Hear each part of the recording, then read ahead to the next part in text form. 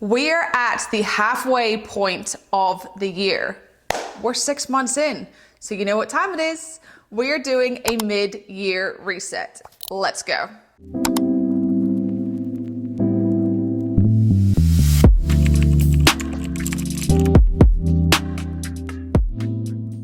Hello everyone, welcome back. I'm happy that you are here and you are joining me today as we go through a mid-year reset. This is something that I have done for years. In my opinion, it is something that everyone should be doing. Whether you are a stay-at-home mom, you have a successful business, whether you work for a company, I think that it's something that everyone should be doing to just get refocused for the next half of the year. What typically happens to people is they set goals at the start of the year. They have the momentum for January, February, March, and then it kind of just trickles off. And then when they get to the middle of the year, they think, oh, it's okay, I'll do it next year, because they're not on track. But not being on track is okay. Even though we've fallen off, we can get back on again. So today what I want to do is show you how I do my mid-year reset and share some insights into how you can get back on track, refocus, and get things moving so that you can still have success over the next 6 months of the year, whether you are on track or whether you may have fallen off in some aspects. My mid-year resets are broken down into 3 steps. We reflect, we reset, and then we refocus. Once I get over to the table, I'm going to be breaking down these 3 steps, prompting you with some questions to be asking yourself so that whether you have had a successful first 6 months or not, you can make sure that the next 6 months are not wasted. All right, if you're ready, let's go to the table and do our mid-year reset. All right, we are over at the table and I'm going to be doing my mid-year reset as I go through this video. And so I figured we'd do it together, it'd be fun. Now, step number 1 is reflecting. So the reflect stage, that is when you're really diving into the things that you've done over the last 6 months. So the first thing I want you to think about is what went right and what went wrong. Now, this gives you a chance to just go over what's happened. It allows you also to recall the things, because often we forget things that have happened, you know, once they're been and gone. And so I want you to think about things that first of all went right. Like, let's think about the wins of this year so far, things that you've achieved, things that you have found success in, found joy in, and I want you to start writing this down. Now, you can do this in 2 different ways. You can create a document on your laptop, which I have in front of me, or you can write things down. I like to do both for different parts of my reset, and then I get it all onto a document. But there's some things that I do just like to hand write down. The main thing you're looking at is what you did right, and then I do want you to think about things that went wrong. Now, this is not just what things were a catastrophe and it was terrible. The things that went wrong, these are basically what are things that happened that maybe you think you could have done differently, or what are things that could have been friction points in your life that you maybe could have removed to proceed with doing better or doing more. Now, the mindset that I want you to have you going into this is very open and honest with yourself. The only person that needs to know your answers is you. But if you are not being open and vulnerable with yourself, then you're not going to be able to make a good progression forward in the next 6 months. So be honest, think about what went right, successes, wins, achievements, and then what maybe could you have done a little bit better? Could you have been more consistent? Could you have removed certain things in your environment, distractions, not been on your phone so much, things like that? What are things that could have been done better? Now, our next step with the reflect stage is to go over your 12 categories in your life, and I want you to rate yourself. Now, in my opinion, there are 12 main categories that summarize most people's life. Some people like to do this in a few different ones. I like to fully break this down into all 12 areas. Okay, so the 12 areas that I want you to focus on, I'm going to read them out from my self-assessment checklist. If you want a copy of this checklist, let me know in the comments below and I will send you the link for it. It is basically a document that I created in order to be open and honest with the different areas and rate myself with the current version of me, so I know where to work on. So basically, it's broken down in your 12 different areas in 1 to 5. 1 is not good. We need some work. And then 5 is amazing, could not be doing better. So your 12 areas are career, sleep, exercise, health, mindset, faith or spirituality, finances, family, relationships, friendships, self-development, and travel or adventure experiences, things like that. So what I like about this self-assessment is that you can rate the current version of you. So you're going to rate from 1 to 5, and then we're going to start to look at the ones that are below a 3. And those are the ones that obviously we need to be working on a little bit more when it comes to the next 6 months of the year. This allows you to do a proper self-assessment, because the more that you are self-aware of the things that are going well and the things that need to be worked on, that is how you then go and see progression, because you know and you're aware of the parts that need work. Okay, so we're reflecting over the last 6 months, thinking about things we did right and things that we could have worked on better. Number 2 is we're going through and rating the current version of us in all 12 areas. And the third thing that we do in the reflect stage is a time audit. Typically do these once a quarter, but it's basically analyzing your time and where you spend it so that you can figure out where you may be getting distracted, where things could be replaced, where things could be automated.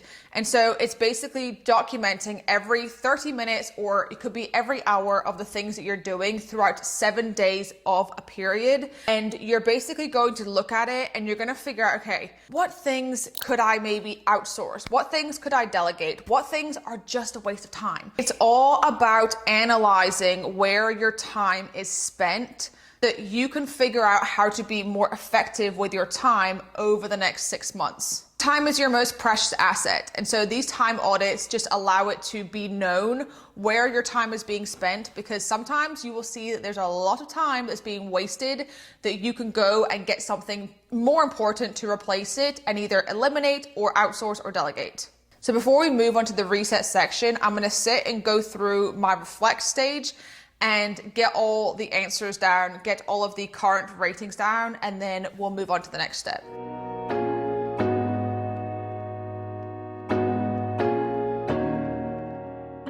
Step number 2 is our reset stage. Now, this is basically going through making any adjustments on your goals. Now, if you set goals at the start of the year, this is basically where you're going to look at each of your goals and you're going to figure out where are you at with them right now. Let me give this an example to make more sense. If you had a goal that you wanted to make $100,000 this year, and by the time you get to the midpoint of the year, you really should be around that $50,000 mark, right? Because $50,000 first half of the year, $50,000 second half of the year, and then you hit your 100,000. However, if you are at $20,000 by the time it gets to the middle of the year, we need to make another $80,000 over the next 6 months. So this is basically you being able to see, based on each goal that you have for your life, where are you in terms of that progress. So you can do this for maybe goals that you set at the start of the year, or if you didn't set any goals, then maybe what you can do is look at the 12 areas that we talked about in the previous step in your life and basically look at each of them and think, okay, what progress did I make in this particular area the last 6 months? And then what do I want to make progress-wise over the next 6 months? The next thing I want you to do when you are looking at your goals in this reset step is eliminate. If there are certain goals that you're looking at, whether you're looking at a goals sheet, whether you're looking at a vision board you made, and there is not certain things that you want to be doing anymore, or you even want to achieve, drop them.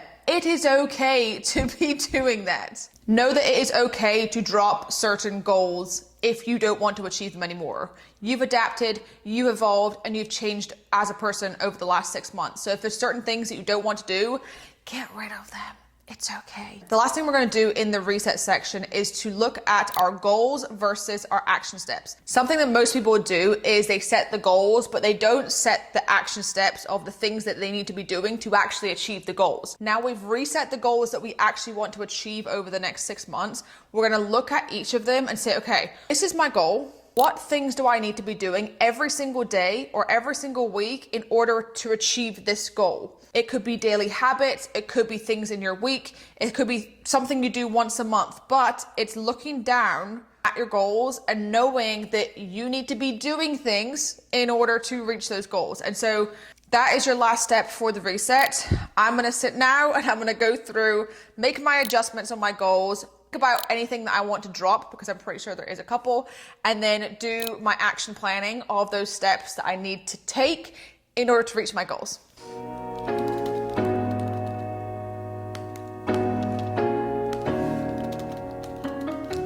Step number 3 is refocus. Now this is like our implementation step. So now we've looked over the last 6 months, we've made any adjustments to our goals and the things that we need to be doing.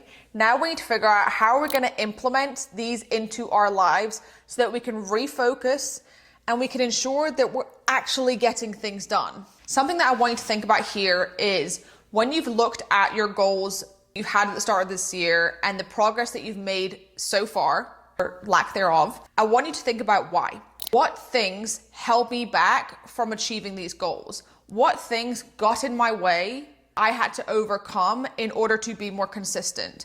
Why did I not do certain things? And the reason why we look at this now is because we want to figure out how we can remove friction, the things that were holding us back. So for example, if you had a specific workout goal or a number of weight that you wanted to lose, if you did not make progress that you wanted to, a friction point may have been you didn't get a gym membership, or you kept snoozing your alarm and so you weren't actually getting out of bed ready for the gym before you had to go to work. You know, there's certain friction points that you can adjust. So this refocus stage is where you try to remove as much friction as possible in order for these next 6 months for you to not have those hurdles to overcome. The other thing that you're going to do in this stage is make any adjustments to your environment. So this could be your physical environment that maybe you need to declutter and make a clear space. It could be on your phone that you need to go through and clear out a whole bunch of social media apps and notifications and things that are distracting you on your phone. It could be that you need to set boundaries with certain people in your life that are pulling you in different directions. This could be in many different things, but you're basically doing a mental, physical, and emotional clear out in order to begin these next 6 months. Now, the last thing we're going to do in the refocus step is romanticize our life.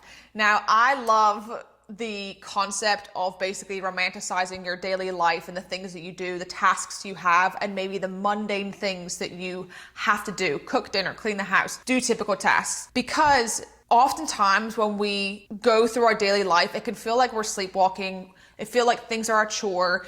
And there's no point in living like that, because every day that we are alive is a blessing, and it's a day that the Lord has made and we need to rejoice in it.